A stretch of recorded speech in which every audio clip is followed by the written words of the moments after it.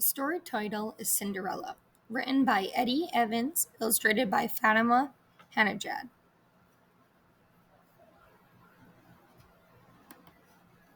Cinderella. Once upon a time, in a land far away, there lived a fair young maiden. When winter came, her mother grew ill and died. Soon after, the girl's father remarried. His new wife had two daughters. The stepsisters were beautiful, but mean, yet the father was away often, so he did not see this. Every day they made the girl do all the chores. They called her Cinderella because she was always so dirty. One day, after their father was going to the fair, he asked his daughters what they would like. "A beautiful gown," said one. "A lovely ring," said the other. "I only want a twig," said Cinderella. The father brought home the dress and ring for the stepsisters and a twig for Cinderella. Cinderella planted the twig at her mother's grave. She watered it with her tears. Soon it grew into a large tree. Whenever Cinderella visited the tree, she'd wish for a song. A white bird would appear and sing. Several years passed. Then came an announcement from the king. A ball would be held to find a wife for the prince.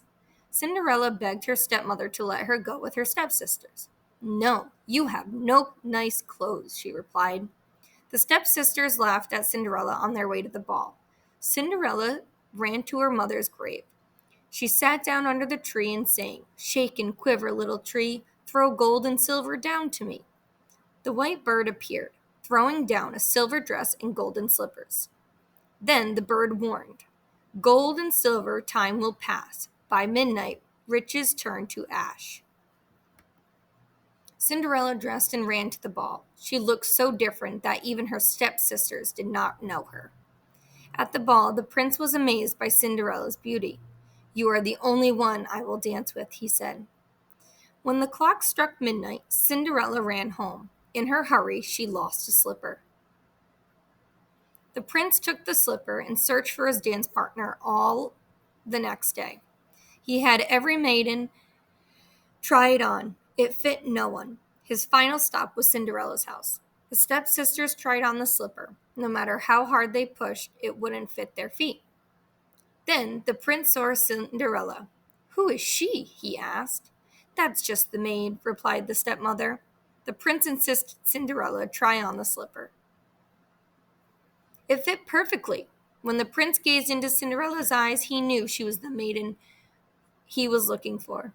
The prince and Cinderella married and lived happily ever after. And the stepsisters, they lived unhappily ever after, just as they should.